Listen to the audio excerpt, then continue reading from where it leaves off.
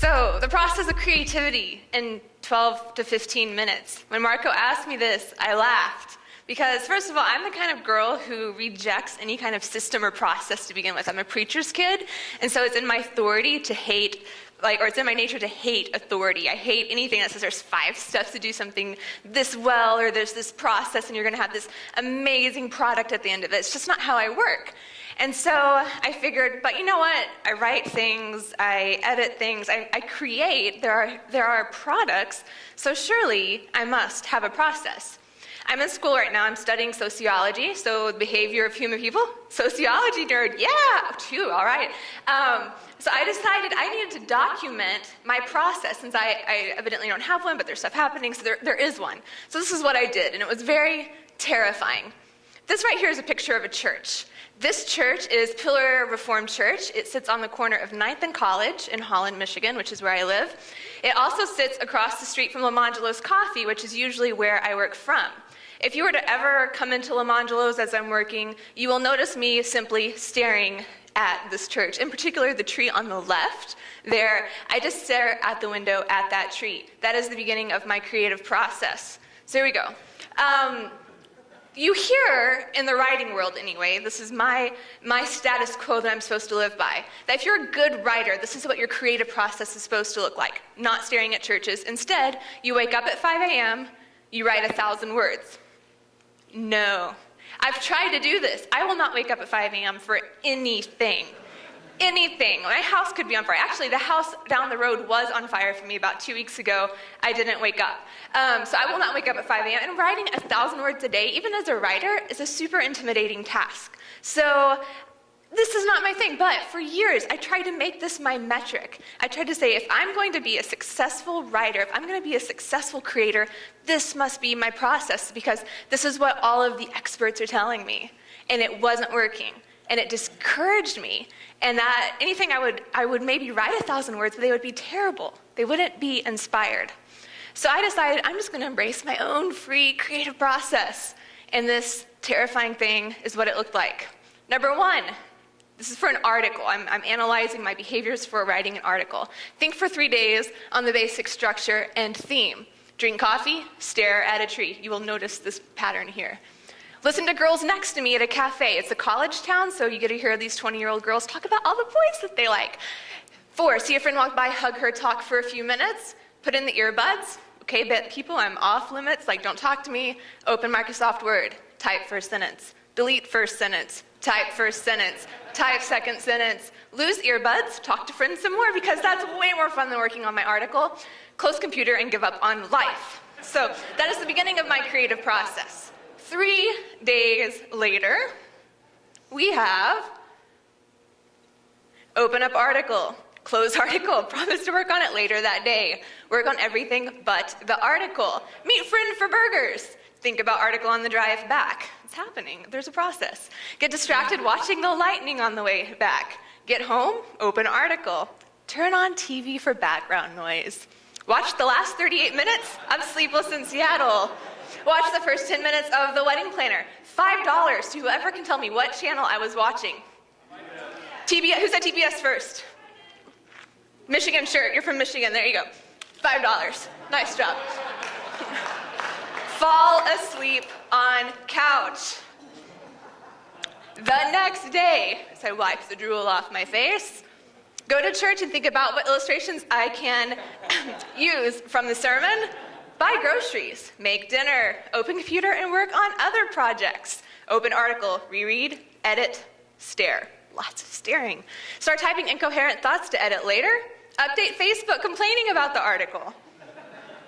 Write one more paragraph, edit the half-finished piece into some level of moderate coherency. I'm not shooting for perfection here. Text my friend, who's actually here today, to see if I can use his name in the article. Change in my pajamas at 7:45 p.m. Make toast. Take computer to the front porch with toast, thinking that nature and carbs will inspire the rest of the article. Make a very long list about my writing process, which you have now seen. Post it on Facebook, tagging Marco, giving him one last chance to back out and take away my invitation to speak here. He did not. I am here. Promise to finish the article before going back inside or allow the mosquitoes to eat me to death. We're almost done, don't worry. Stare at the dog walking by. Stare at spider. Realize I'm hungry, go inside, get a chocolate-covered pretzel, pour a glass of wine or soda, depending on where church you came from. Return to porch. Wonder where the spider went. Stare at the empty space where he was once dangling, and because it's getting cold, quickly type 2 paragraphs and email the article to my editor. That is my creative process and why you should not listen to anything I say right now. The creative process is a tricky thing. And so I've decided I'm not going to really talk about it right now, but instead I'm going to talk about something that is more important. Because this creative process, it varies vastly from person to person, and even within person to person, from project to project. So what's more important than the creative process is how we prepare to enter into the creative process. This is the blank screen. How many of you have been terrified of the blank screen at some point in your life? I have, and it's not because the scary guy is screaming at it. Why are we so petrified of this blank page? It's because it seems like it's so empty that it can suck away any of our creative spirit. It's this black hole that is just all-consuming, and it's paralyzing, and what if we mess it up, and what if? But is the blank page really blank?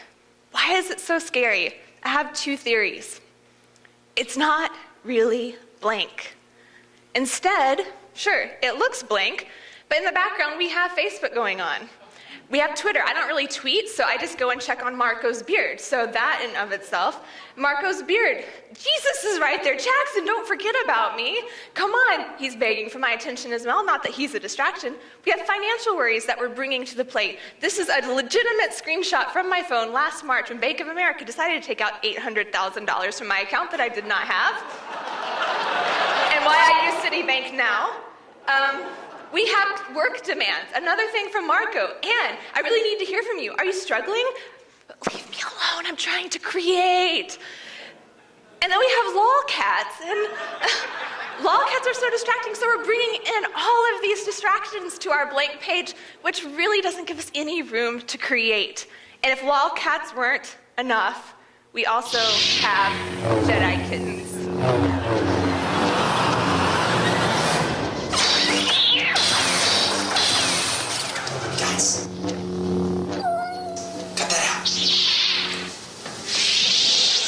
So we have all of these distractions. Clearly, I'm quite ADD.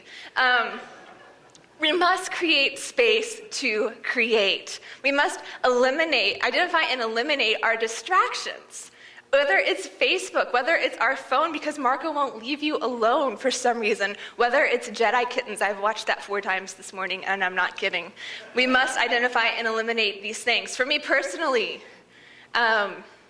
I need to go somewhere. That's why I go to Lamangelo's. That's why I go to a park. Sometimes I will sit in my car in a parking lot with my computer because I work from home. I'm super OCD, so if I'm at home, I would rather clean my toilet 74 times than work on a project that I'm supposed to be working on. So I must go somewhere. There's a kind of a theme that we've heard throughout the day is we need to go somewhere, get our mind out of our own head, out of our own space, and look at nature or whatever it is that inspires us, whether it's a tree or a dog or a non-existent spider. Phone is a big thing for me. I silence my phone most of the time. It's not even on vibrate. It doesn't buzz. And I flip it upside down. I try really, really, really hard to let me control my phone. I check my phone when I need to, instead of allowing my phone to tell me when it needs me to pay attention to it. This helps me a lot as I prepare myself to create. There's a great program called Writer. If you write sermons, if you write anything, what it does, and I have a screenshot of it, is it blacks out everything on your computer. So you can have Facebook or whatever running in the background, but you just get this very pretty minimalist screen. Nothing like you get a new mail message, it won't tell you. You get a new tweet, it won't tell you. There's this ambient music playing, and it really allows you just to focus in and have those distractions removed, even if it's just for a few minutes. So 2 possible causes, the blank page really isn't blank, all the stuff we bring into it. The second one is that we've exhausted our resources to create. This is a picture of Easter Island. Easter Island is one of the most remote islands, and I'm not sure if anyone here knows the story behind it, but it's actually kind of an interesting thing that parallels very much into our creativity. Easter Island was founded by Polynesian settlers around the year 980. It was a very beautiful kind of tropical rainforesty type place. But since it's an island, the resources were very limited. They made canoes out of the trees, they made shelter out of the trees. They would make these huge statues, which could weigh up to 86 tons, and they would transport them using these trees. So they're cutting down trees all the time. But the population is flourishing. So by about 1280, there were 15,000 people living on the island. But with that increase in their population, their decrease of resources, it was just going down and diminishing. So they couldn't build any new canoes. So they couldn't go out into the sea and get their fish. They had to start using the fish that were closer to the island, and soon those got extinct. And then their plants weren't repopulating, so the birds would fly away. So there goes another food source. And all of this is causing death. It's causing civil war. Some historians think that it even turned to cannibalism because there was just nothing there for them to eat or to provide for. And so within a 500-year span from about 1200 AD, so 500 years later, the population went from 15,000 people to less than 1,000. Some people even say it was just around a couple of hundred because they did not replenish or nourish what they had. So their civilization died out. And this is a precautionary tale that a lot of people tell in creation care classes or earth and ethics classes, but I really do think that it translates over super well to our creative process in preparing to create. We must regularly replenish and nourish our spirit, mind, and body, or our creative well will run dry. It's what that's supposed to say. How will we do this? Time-loving God. This is so important. This is the essence of where our creativity comes from, is God himself. This verse, I am the vine, you are the branches. If you remain in me and I in you, you will bear much fruit. But apart from me, you can do nothing. As someone that worked in ministry for 6 years, in vocational ministry, I would look at what I was doing. I was in student ministry, and then I worked for the big church eventually. So I was producing 10 services a year, or 10 services a weekend. I was creating all of these videos. I was doing so many things for God that I would look at this verse. I'm like, well, surely I'm connected to the vine because I'm doing all of this stuff. And it says, apart from him, I could do nothing. But I realized everything I was doing in my own strength.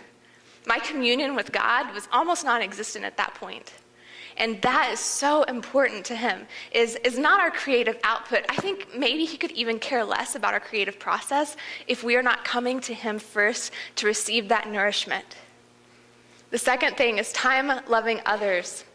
A lot of people use this verse about church and about church gatherings, but let us not give up meeting together, as some are in the habit of doing, but let us encourage one another, and all the more as you see the day or deadline approaching. That's my translation there.